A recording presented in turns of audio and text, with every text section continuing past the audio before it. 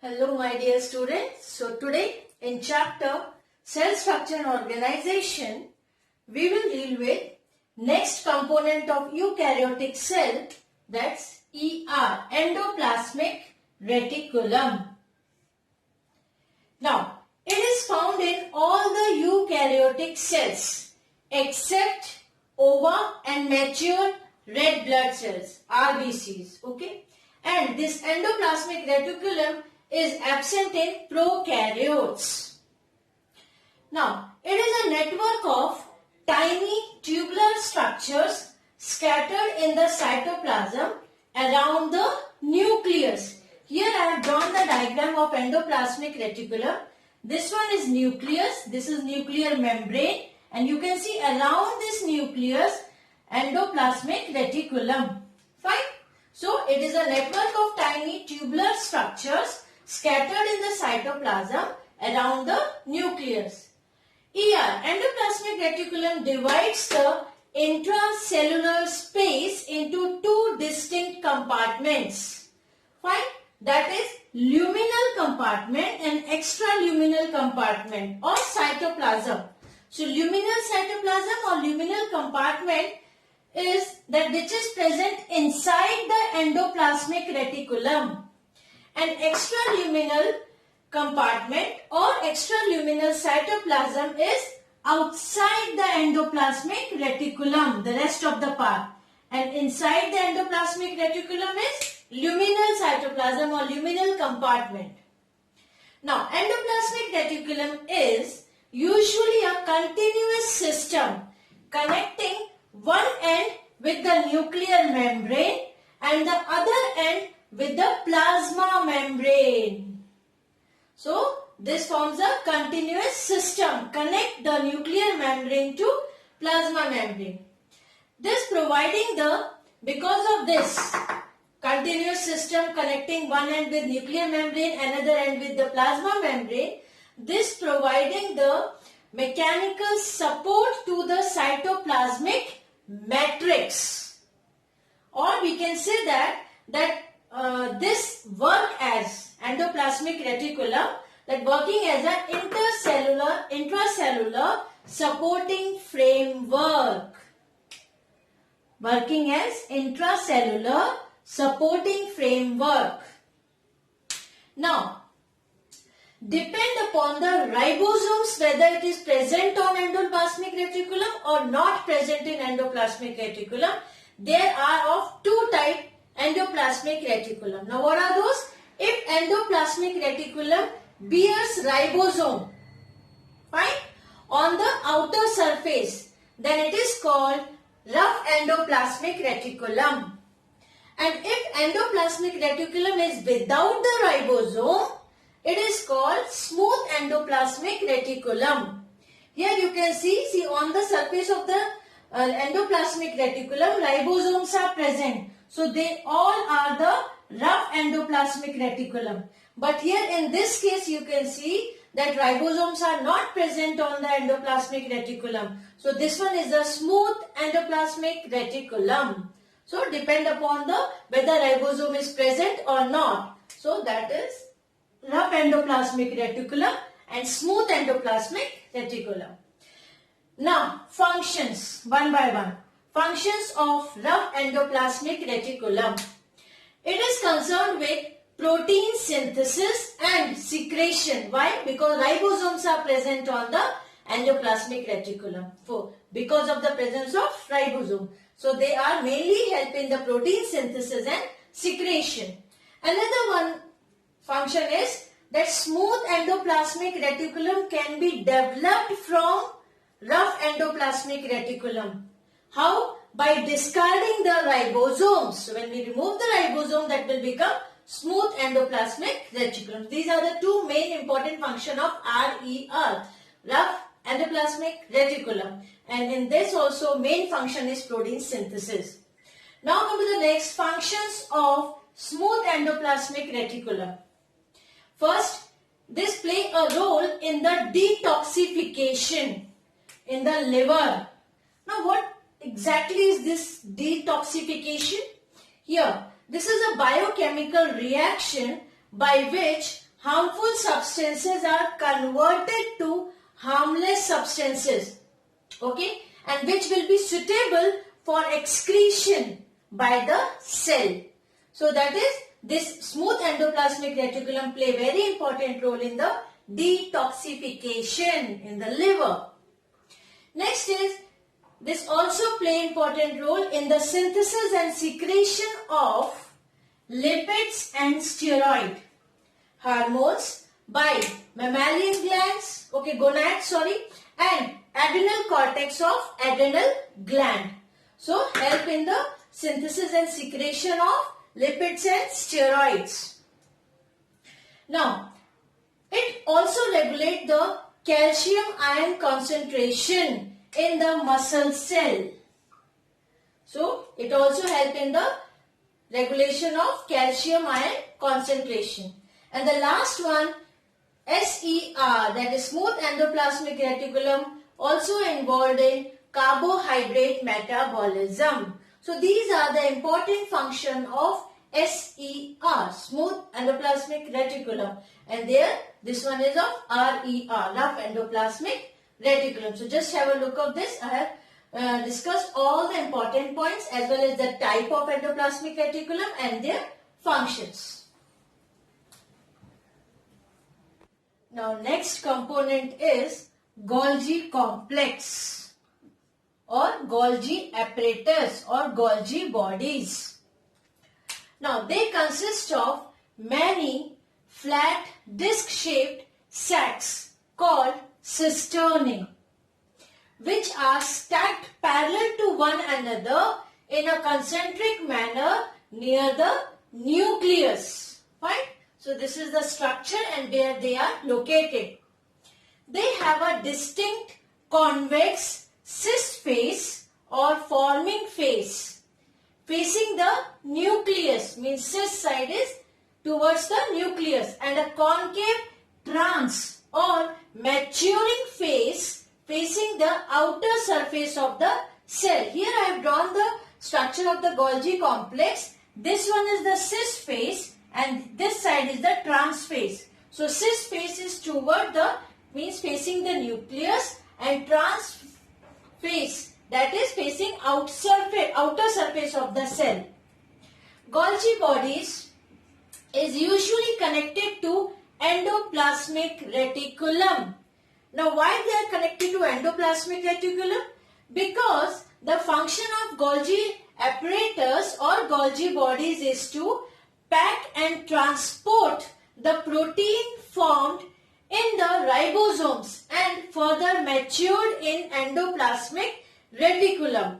So that's why the Golgi body is always or usually that is present connected to the endoplasmic reticulum, because the main function of Golgi bodies is to pack and then transport the protein. And which protein? Which is formed in ribosome and matured in endoplasmic reticulum.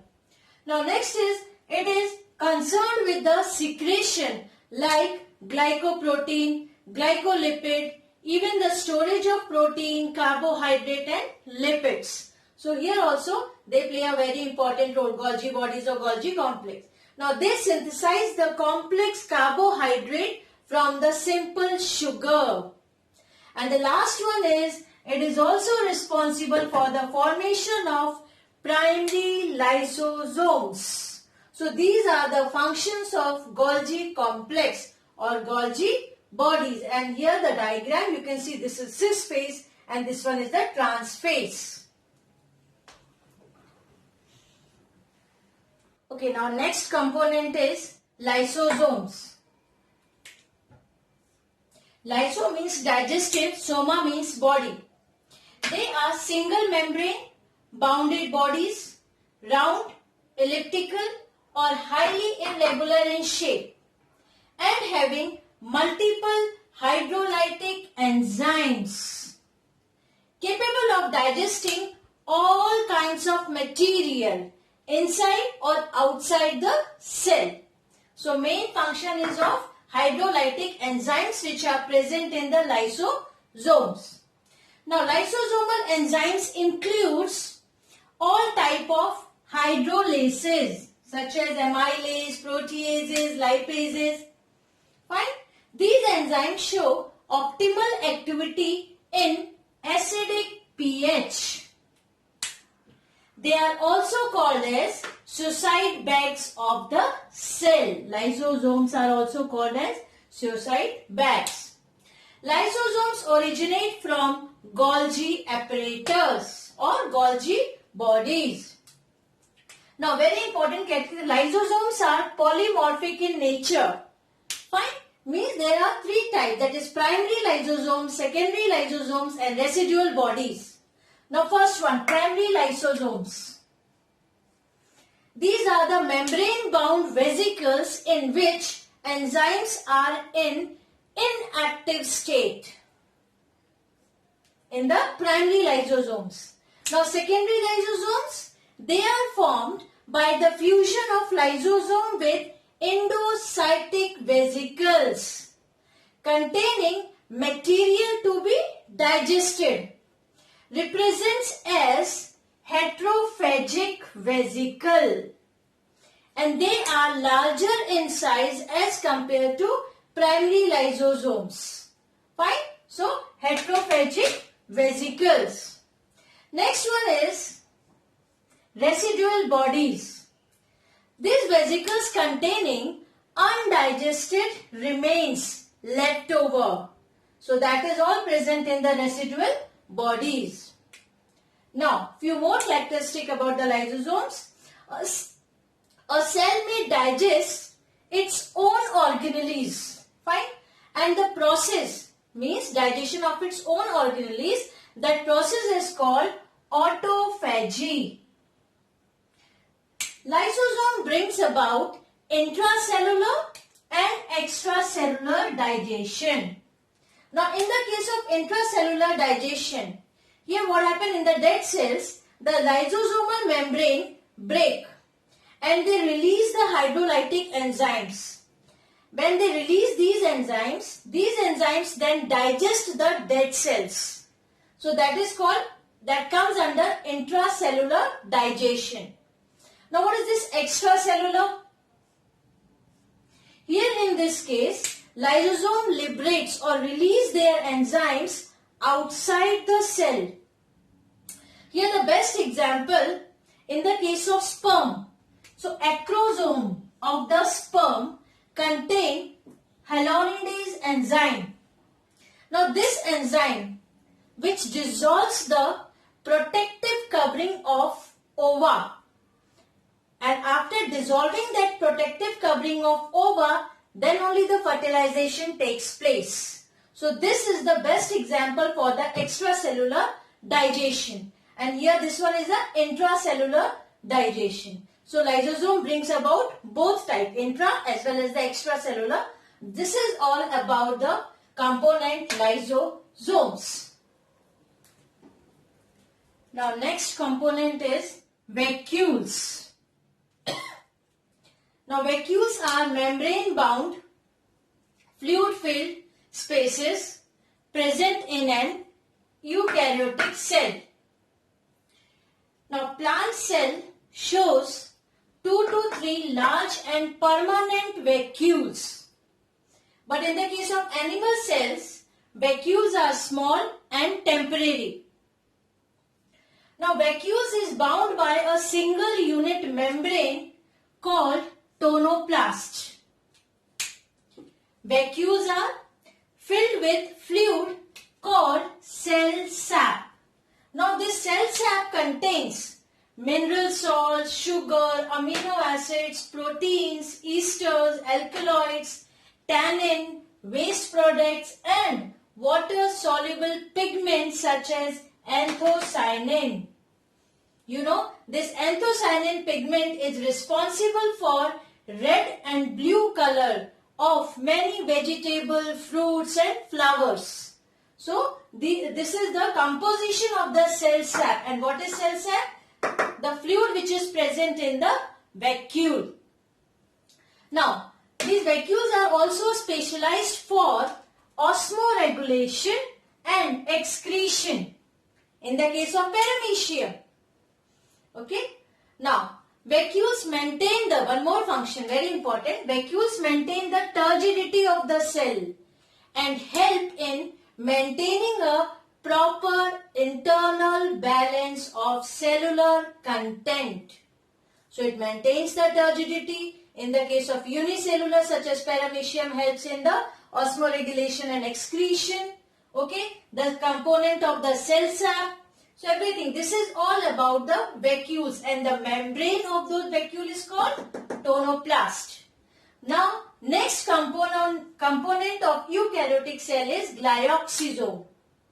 Now these glyoxysomes are membrane bound organelles that contain enzymes which helps to convert the fatty acids to sugar.